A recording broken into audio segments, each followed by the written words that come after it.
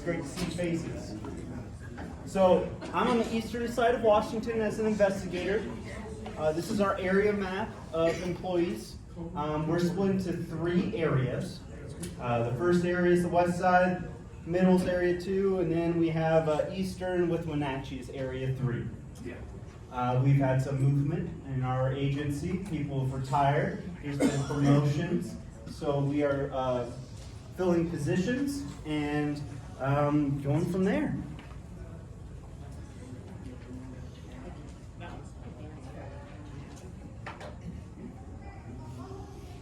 Just kind of stay close to this so that these guys can hear you. So, Sorry. I'm going to be doing WSDA updates, record keeping requirements, licensing requirements, and the do's and the do nots. It's going to be inspections, investigations I've had, and I'm going to ask you as the audience to tell me what you would be doing as the investigator/inspector.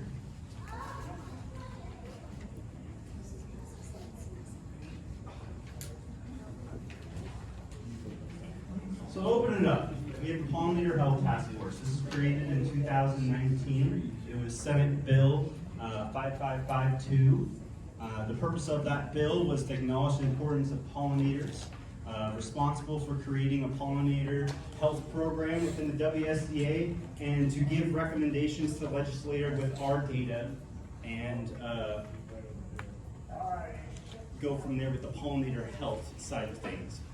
Once this bill was passed, and after a couple of years of evaluating that data and recommendations given from the WSDA and educational programs, we had the new bill, which was Senate Bill 5253, which was passed. This bill brought into law RCW 17-21-445. The department shall continue to evaluate, as we were doing before, and update the pesticide regulatory and educational programs, evaluate and support WSU's technical assistance programs with drift management, training, and education on pollinator health.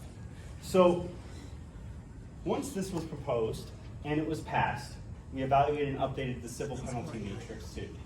That was opened up. We brought that, and now, with this Senate bill passing, we have new labels that come out. So every 15 years when the registrant brings the new label, it changes. So here are some general things in this presentation. Always read the label. I'm going to keep saying this. You probably heard it already today. You probably heard it already for years. Always read the label. It's the law. Avoid pest-prone plants. Don't spray during bloom. Don't allow spray to drift onto blooming leaves. And don't use soil drenches or tree trunk injections while a tree is blooming. And there's more information on the WSDA website. So, the label.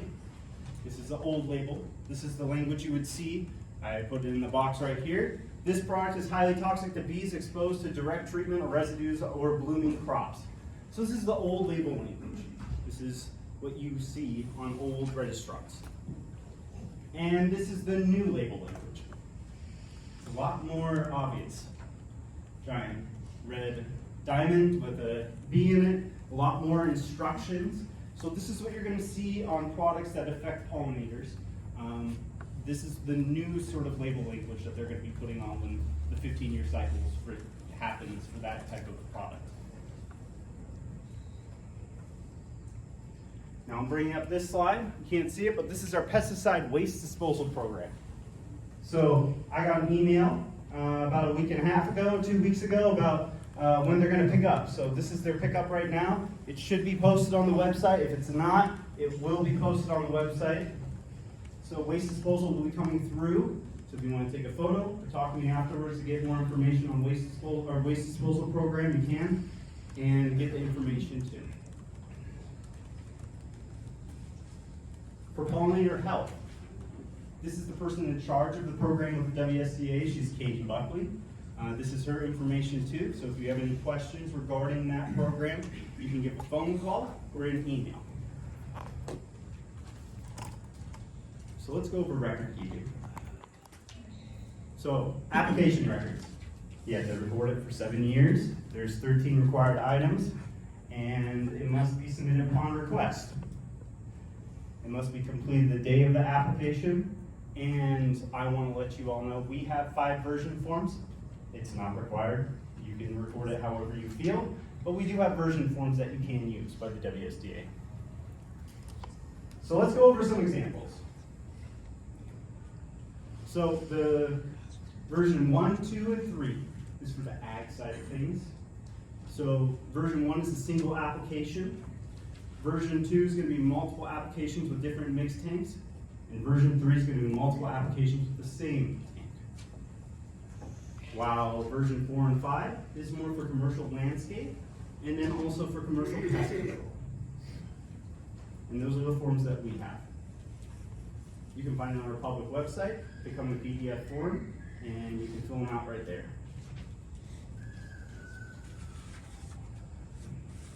So, how many of y'all are in ag? Raise your hand. How many of y'all make application in non-ag setting? So I'd say most of you do ag settings.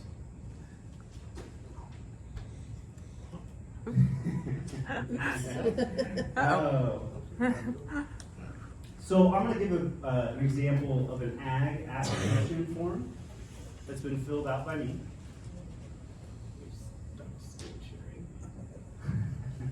Oops. Okay, hold on.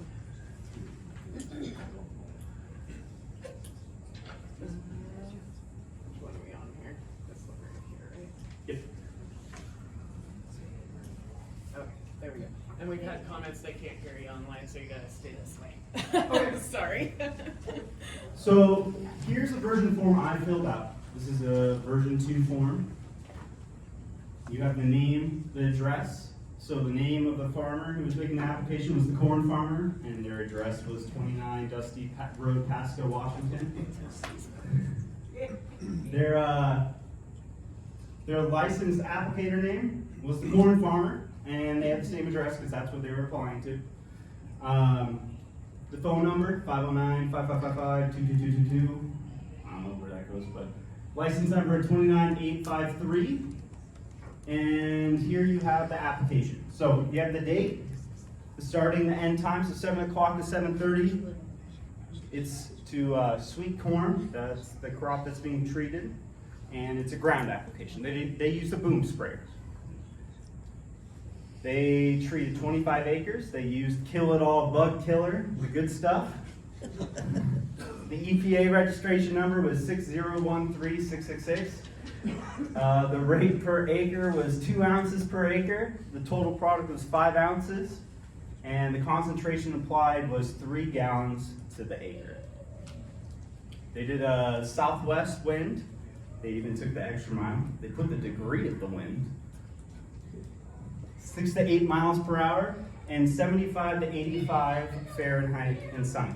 So here's an example of a filled out, a good record. Let's see if I'm not going to mess this up. Wherever the mouse is. Can you see it? Uh-oh.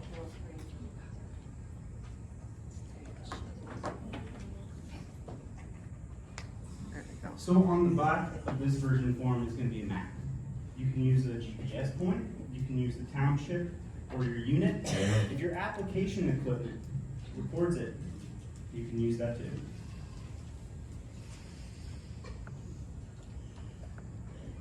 So let's go over bad records. I'm going to ask you guys. So here's a record. The person was making an application in a landscape setting.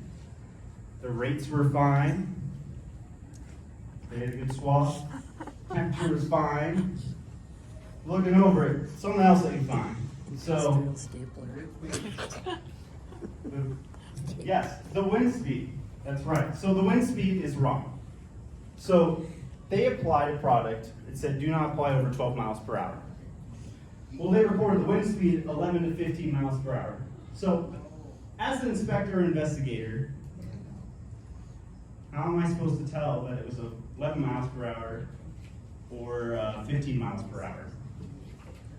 So this is about good record keeping. When you're at the end of the day making sure that you keep accurate records and make sure that you are reading the label and understanding, okay, if making an application hits 12 miles per hour, well, I'm gonna stop the application. I'm gonna record it that I was making an application at 11 miles per hour and then proceeded once the wind speed went lower.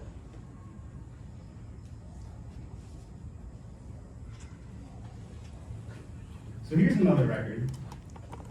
Wind was fine, temperature was fine. The landscape, they were making an application. They had the rates right. The size on that record says 5. That's 5,000 square feet. So what's wrong with this record? A little fast, isn't he? Yeah, whoever hired that person, they're making good money. You can do 1 minute, 5,000 square feet. Man, that's good business right there. But we all know that's not possible. But where does it say square feet? Right here, the size. It says 5.0. This was how it was the Is that units. acre? It was 5,000 square feet. How do we know that? Because I just said it. Oh, these are self-incriminating forms. This is a bad record. So Yeah. the start and the end time. Like again, when you finish the record, look over it. Make sure you record the time right, that you've started and ended in the right time, because we know that you can't do 5,000 square feet by hand or by foot in 1 minute. So at the end of the day, double check your record to make sure everything looks appropriate to what you did. Jail. License requirements. So let's go over some licensing requirements. I have a question about the pesticide application record. Yeah. So, this question is do these record-keeping requirements apply to me, an unlicensed applicator? And repeat the question through the microphone. If you are an unlicensed applicator, this does not apply to you. This applies if you are a certified licensed applicator, that you need to be recording this information. So, these are our testing facilities. So I put them all on a map right here to see, visualize it. All the ones with the yellow text, these are in our in-person offices. So we have them all over the state. I proctored one in Spokane, so that's the first Wednesday of every month. So I just wanted to show you all a map of it, all of our testing areas. Now the blue are our computer testing. We have 2 places. One in Moses Lake and one in Longview. We are trying to push more computer-based testing, but we are going through the process of that, aka the laws and all that, to be able to do so. So I don't have a timeline, but that is the next push, is to provide more computer-based testing. So let's talk about reservation for exams. You want to get licensed. Well, you're going to have to call us. It's required, and I'll have the toll-free number up here. And if I'm going too fast, you can come up to me and I can provide you that information. So you call in advance. They'll give you a time and when to show up. They'll help you with answering questions regarding what license you need, what categories you need for the applications you want to make. As an employer, you're not allowed to reserve more than 5 spots.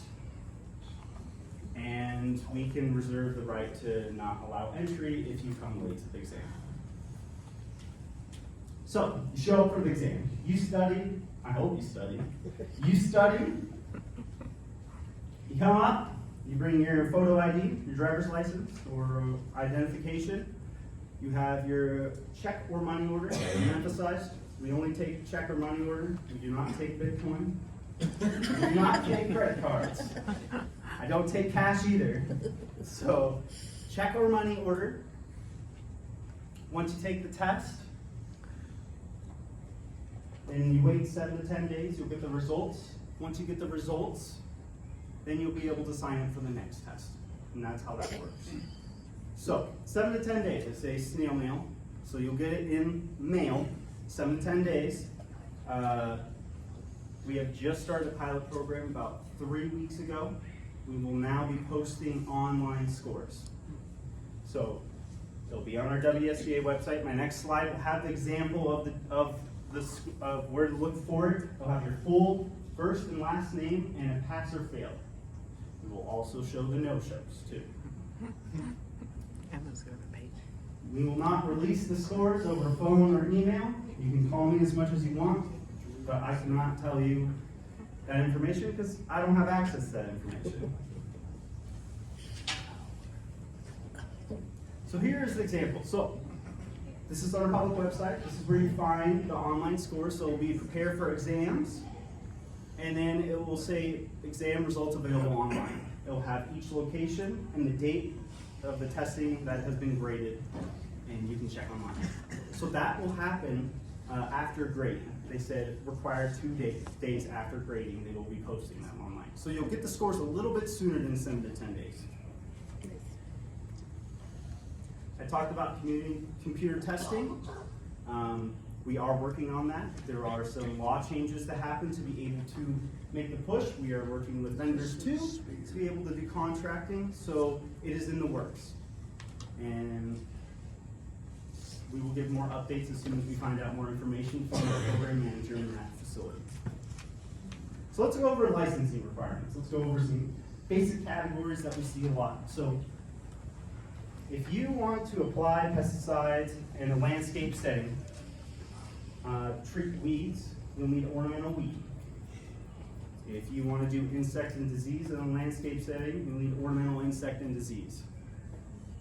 Or if you want to do PCO general or PCO structural, so that's perimeter treatments or structural treatments, you'll need that category, or those 2 categories. Laws and safety are required for those categories. So let's talk about now the ag side of things. So if you're a commercial operator, applicator, private commercial, not a private applicator, if you want to do ag weed and treat weeds in a commodity or ag setting, that's the category you're going to need. Vice versa for insect and disease. Now, if you are a private applicator, you get to use REPs to treat commodities on ag, pasture, and property. Laws and safety is not required for private applicator because it's part of the test. So, why y'all are here? Well, some of you, I don't know, but we want credits today. I'm going to go talk about our credit cycle. So, commercial applicator and operators, you're required 40 credits in 5 years with a maximum of 15 credits a year. If you're a private applicator, you're required 20 credits in 5 years with a max of 10 per year.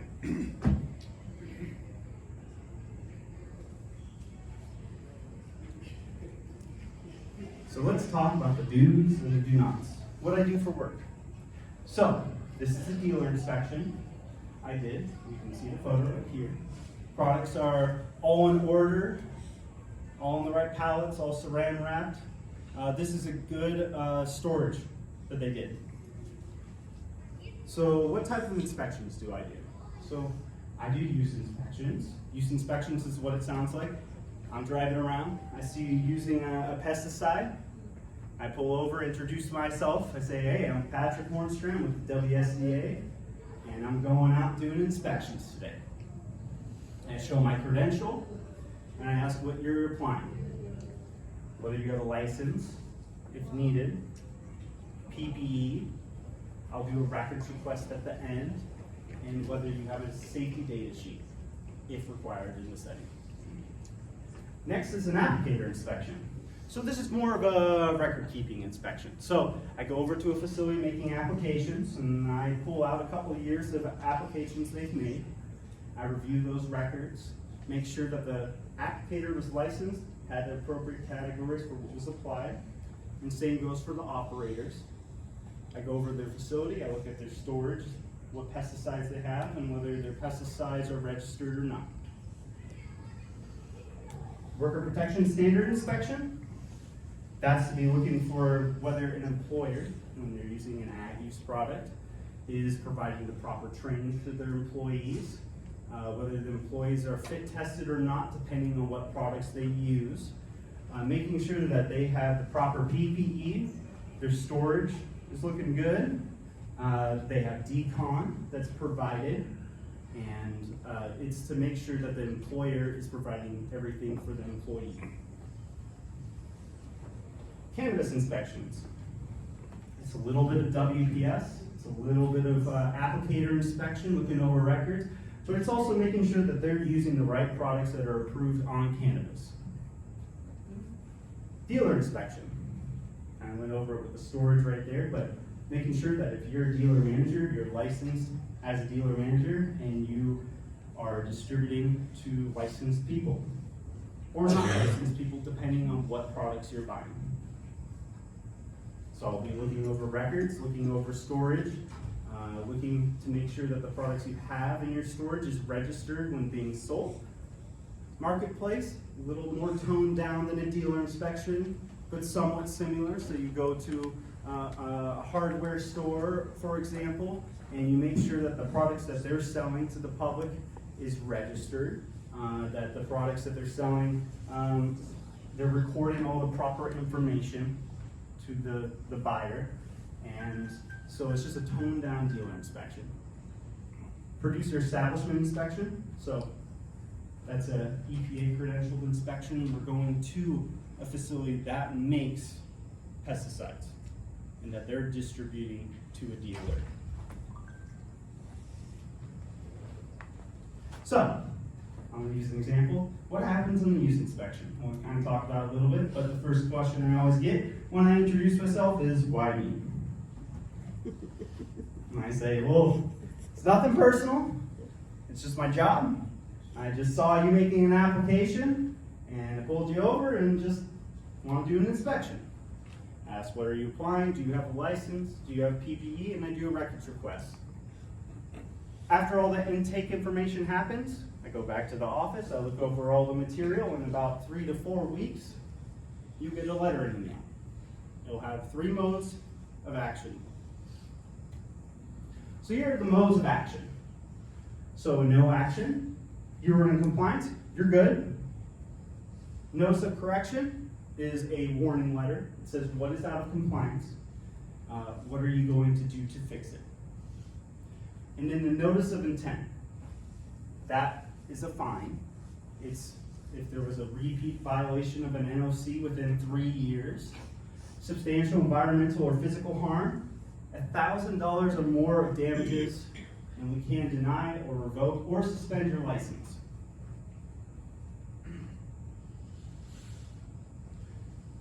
So let's go over the cases I've had.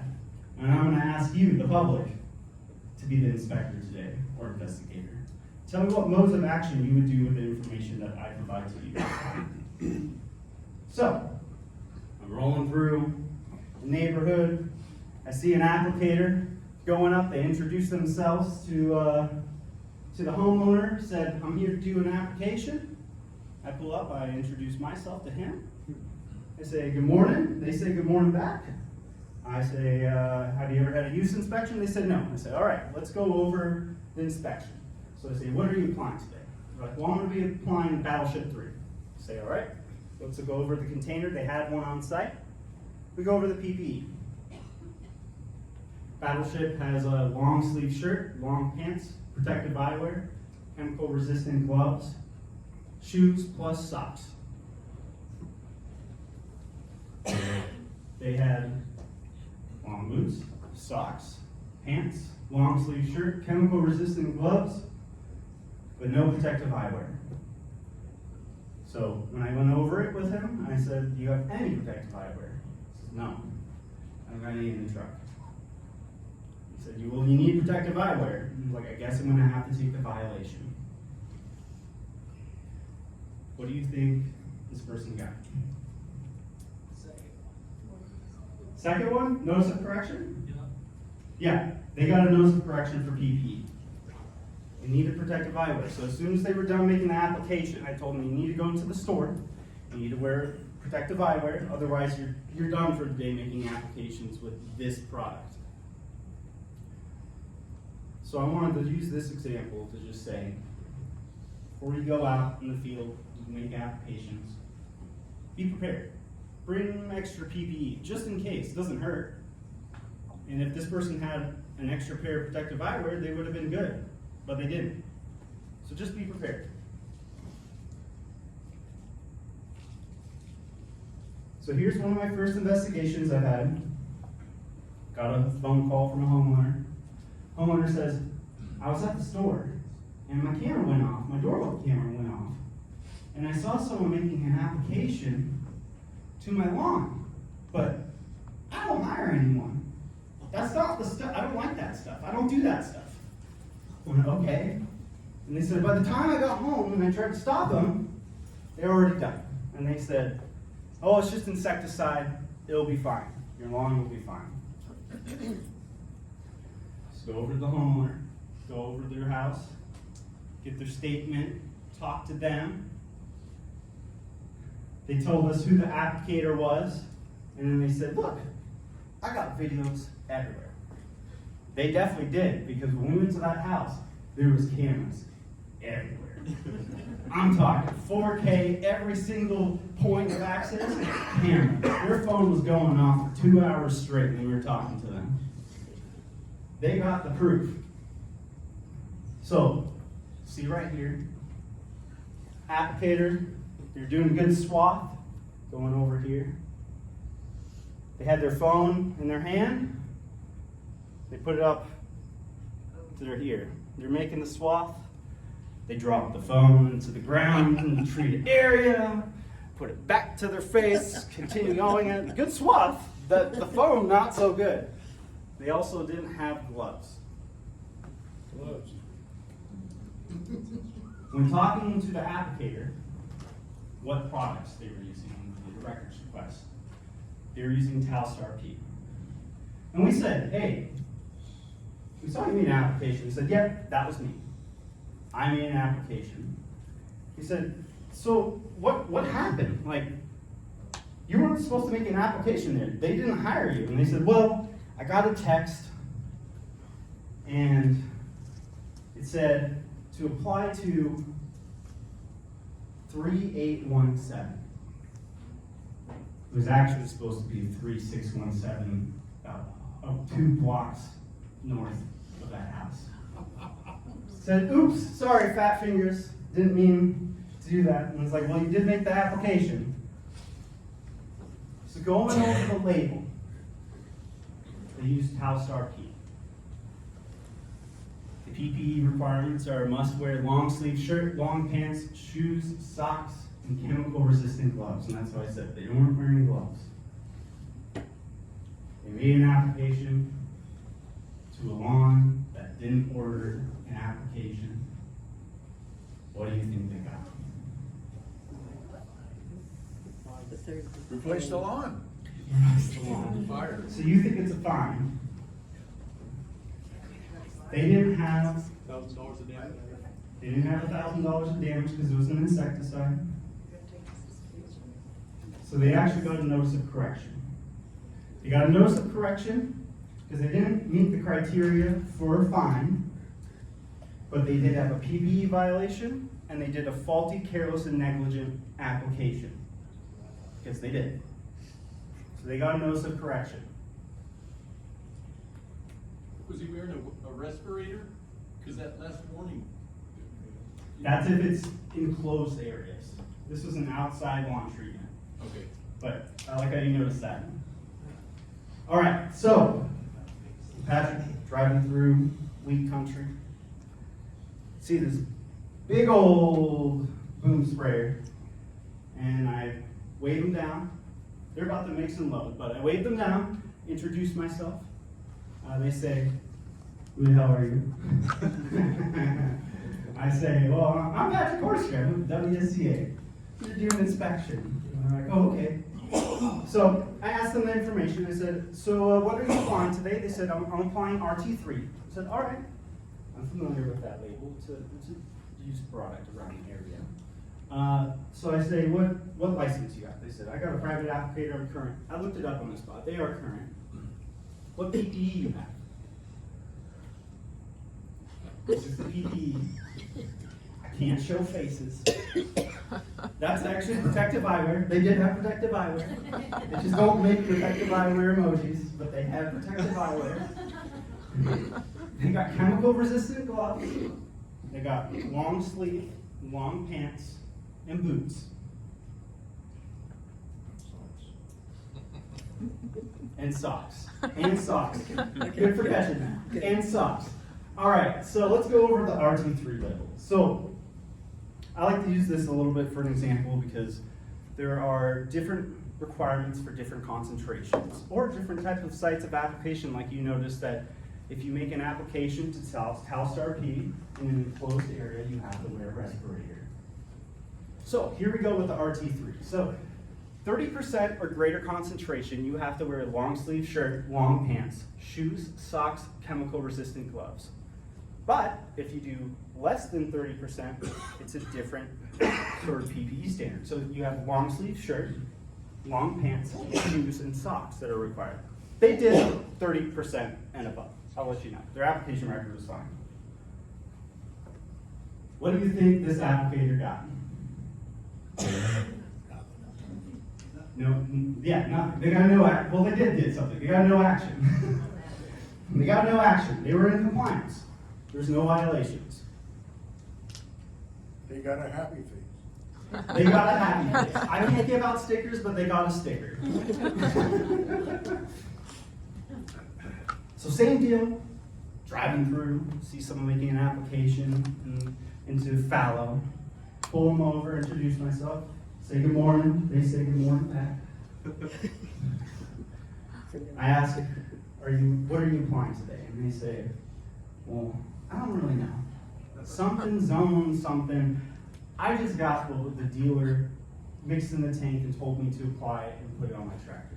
And that's what I'm applying today. So, okay, I can get that information from the dealer. That's not a problem. So I ask all the other information. I say, all right, what PPE you got, whether you have a license. So they first say, I'm licensed, I have a private applicator, which they were current for that year. So ask what PPE they got. Well, they have protective eyewear, they have coveralls, boots. That is not a good photo right now. Coverall, boots, short shirt, and protective eyewear. And I say, you don't have anything else in the cab. Because if you apply an enclosed cab, you have to have the PPE in the truck, just in case it breaks down. They said, no, I left the rest of my PPE at the dealer in my personal truck. I said, okay. So, got that information, said, I'm gonna give a records request. I'm gonna go to the dealer, and I'm gonna find out what you applied that day. Well, this is what they applied. They applied Noxious SL 3.0. Now, a little background with Gramoxone is that this product, if you don't have the right PPE and it gets on you, so if you're out in the field and a couple drops fall on you, you can die. And there's no antidote. It's 7 to 10 days in the hospital. It's not fun.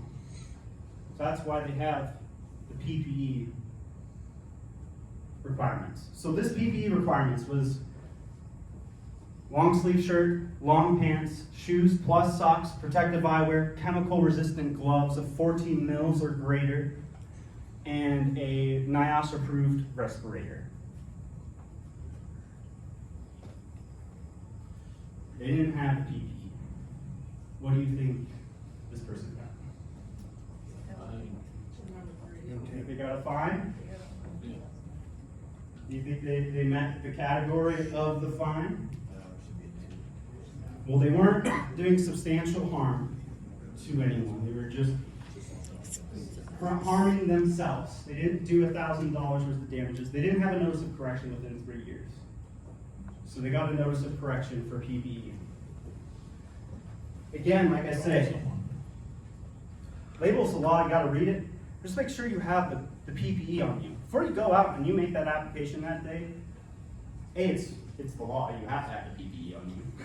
And B, make sure you have the appropriate and an extra amount, just in case anything breaks or anything along the lines of that. So I'm out on orchard country. I'm doing worker protection standard inspections. Drive through, see them making an air blast, introduce myself, go to the managers, get the intake information. They had the training, employees had the training, they were fit tested, but with this product, they did not need a respirator. So then we got all that information, go over to their storage looks nice, it's organized. And then they say, well, we're mixing and loading, you wanna go check it out? I say, of course, I gotta check out the decontamination site. So I go out, I see a shower, I see the eye flush station, which is required. I test them, I make sure that they work, because they're supposed to work. So I turn them on, so you can see right there. So they have a shower, they have an eye flush, they have soap. They don't have paper towels or a change of clothes, which is required as a handler. Also, if you notice in the detail, this is them mixing and loading. You can see where the eye flush and the shower are connected are straight to the mixing and loading. They also need a check valve or an air gap. You can't be mixing and loading to the same decontamination stuff, because if you do, and you're mixing and loading and someone gets something in their eye or a shower or anything, it's going to go straight into your face, what they're mixing and loading. So they don't have a check valve. They don't have paper towels or a change of clothes. They were using Falgro 4L, which can cause substantial but temporary eye injury, and protective eyewear is required in the PPE. When a product that is required in ag use for protective eyewear, you also need a pint of eye wash immediately accessible when making the application. They did not have a pint of eye wash. Now the matrice is a little different. There's one that's specific to WPS. What do you guys think they got? Warning. What did you say? Oreille. They did not get a warning. Oh, I'm not good at this Is that because of the cross-connection issue? It's the multiple issues going on. So no cross connection or air gap. They also, for decontamination, don't have paper towels or a change of clothes for handlers, which is required, and they don't have a pint of eye wash. This went to a fine. This was a fine. WPS has a different a matrice for it. And they fulfilled that matrice and they were fined. They got the check valves immediately. They put the change of clothes immediately. So they got into compliance. And they will be probably re-inspected again in the future. So here's another one. That was actually earlier that week that I did for WPS. Went to a nursery. How much do you fine them? Good question. So the fine was $900. So they got $900. They didn't contest. So here's another worker protection standard. Driving through to a nursery. Asked them, who makes your applications? Do you make your applications or does someone else make the applications? Say, well, we hire out. We hire out a commercial applicator to make our applications. So, okay, so that changes it a little bit for worker protection standard. So the questions are more asked, they provide information to you of when they make the applications, which they do. So when contacting the commercial applicators, and now the inspection went more towards now the commercial applicators in the business because they're the ones that make the applications. I asked them what they were applying from the records request, and they were applying Talstar P. Now Talstar P right here, it has a directions for use. Does anyone see the issue with using this product in the nursery setting? That's correct.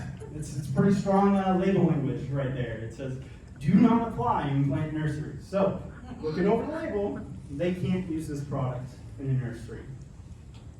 It may be used for ornamentals, but this is now a nursery. So this is an ag commodity. So this is different. So they thought that they could apply the same product you can apply on ornamentals, but it's different now that it's a commodity. And it's a nursery, and this says you can't do it in a nursery. So, They couldn't use this product. Looking over their licensing and their categories. They had ornamental weed, ornamental insect and disease. They had ag weed, they had aquatic, they had right of way, they had PCO structural, PCO general. They had all the categories except ag, insect, and disease. The one category you need to apply an insecticide in an ag setting. So what do you think this commercial applicator, not the nursery, got? You think I got a fine? This was actually notice of correction. Because it wasn't a complaint. It wasn't substantial harm. There was a product they can't use. They can't use Talstar P. They know they can't use Talstar P. So they're not allowed to use this product. They need to get the category, which they did within 2 weeks. They got that was not an issue, it was getting the category. They got the category. And they didn't have a notice of correction within 3 years. So they got a notice of correction. That's not damaging crops. This was an insecticide, so it wasn't a complaint, it was just an inspection. Okay. So with this, they will be re-inspected again. That's part of the inspection, to make sure that they're applying the proper products to this nursery. Now, little side question, what do you think the nursery got? Because they're part of this too. But throw out the crop. What do you think they got action-wise? I don't know about throwing out the crop, that's not part of me. They got no action, because they're not the ones making the application. I just want to make that clear. The nursery themselves got a no action. They did get a copy of inspection and what notice of correction was sent out to the commercial applicator, because they hire out. They don't apply themselves. So I want to just add that in. So here's an investigation I had over the summer. Got a call from a homeowner. The homeowner said, I think my neighbors, they're on the right, by the way, just to clarify. They said, I think my neighbors are applying something and killing my cherry trees.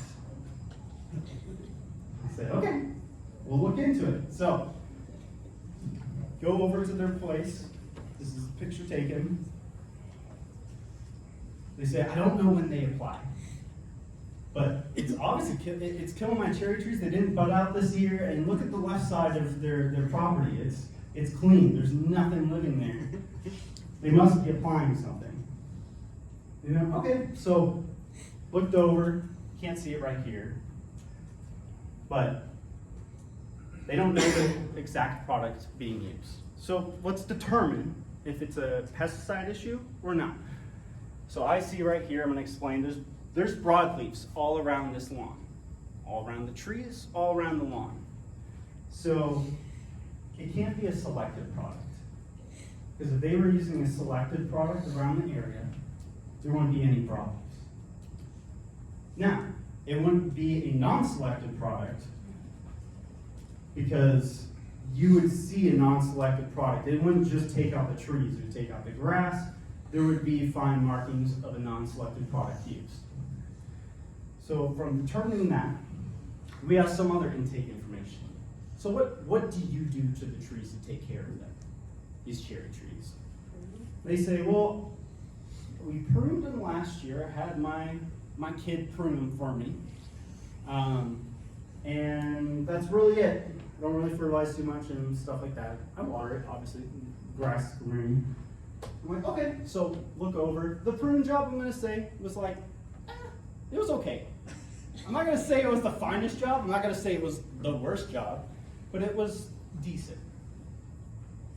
So with that information going in, this is the cherry trees. This is what I saw on the cherry trees. I've never seen that. These are giant clumps of sap all over these cherry trees, the size of like a fist. And so I take these photos, and I'm like, I don't think this is a pesticide issue. So we go over to our master gardeners next door, because we're at the Vista Stadium, the Havana WSU Extension office, and they're right next door to us. So we ask questions about fungal, bacterial, viral issues. And so I show this photo to Tim Kolhoff, he's the horticulture coordinator, and he says immediately, Flint, she's like, that's cherry gummosis. And I heard that a couple minutes, someone said it, cherry gummosis, they called it. This cherry gummosis sounds like the name sounds what it looks like. Giant gummy balls on trees.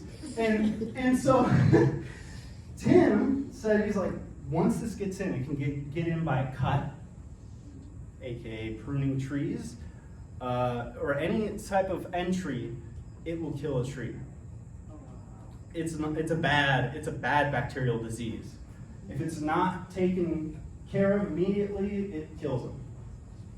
So I wanted to end on the note that yes, I am a pesticide investigator, but not everything I do is pesticide related. I've had cherry gummosis. I've had acid rain that looks like paraquat damage. I've had bug damage. You name it. I've seen a lot of things and I get proven wrong every single day. And I find it very interesting that there's a lot that goes on in this world. And it's very educational that you guys come out here and I get to come out here and meet the public. So with that note, I'm going to open the floor for questions. And I'll put my contact information for anyone online too, or if you guys want to take it, I also have cards. Just make sure you repeat questions for. Yes. Yes. You mentioned the number of credits for private applicator every 5 years. Yes. We got shortchanged by the government for a couple of years. Everything was shut down due to some disease. So we got short on credits. Did the department allow for that in this next go-round of renewing licenses? I don't know on that with licensing on the side of that thing, but they've been implementing what I've seen is your cycle is your cycle. They did provide online credits, but I've heard of what you're just saying. People have talked about that.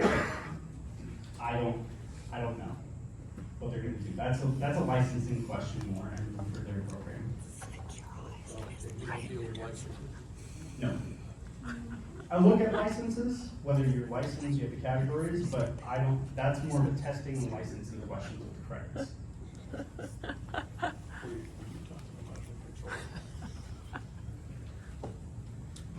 Any other questions? Yeah, that's Yeah. PPE, What about PPE? boots, Boots? socks. Socks. So when you go check, and a person has real high boots on, can you take your boots off? I need to make sure you got one left sock and one right sock. Do you really care if they have socks? You should have socks on. But you should have socks on.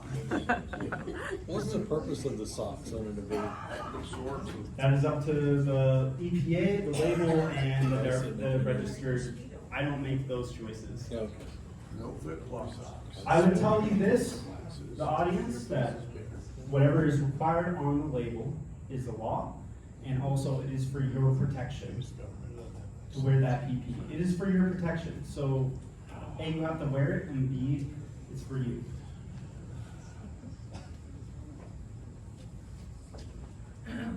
I may have misinterpreted, but does this apply to homeowners as well? They go to Tractor Supply and buy some stuff to spray their cherry trees or backyard So if stuff? you're a homeowner and Yes. you're buying product, it's binding to all users. As far as the PPE Yes. and the The product is licensing or the training, So licensing? that's different. So a homeowner, when you are buying a product as a homeowner or a licensed person, it is a binding contract. You, the user, are responsible to be following this label by the law. The manufacturer's part is to make sure that whatever is in that container is what is on the label that is being provided. If I'm out there spraying my trees with something I just bought from Tractor Supply, and you go driving by and you see me with a 5-gallon tank and I'm spraying my plum trees or whatever, and would you stop to check me out at that point? You're just driving down the street? I mean, I can. Okay, you I could. can. And then you're And asking. especially if you're not wearing anything and you're just going on the trees. I think I'm like, yeah, like, what's going on here? My My wife, if you can speak, not, you know, she ought to have your job, actually. We're hiring.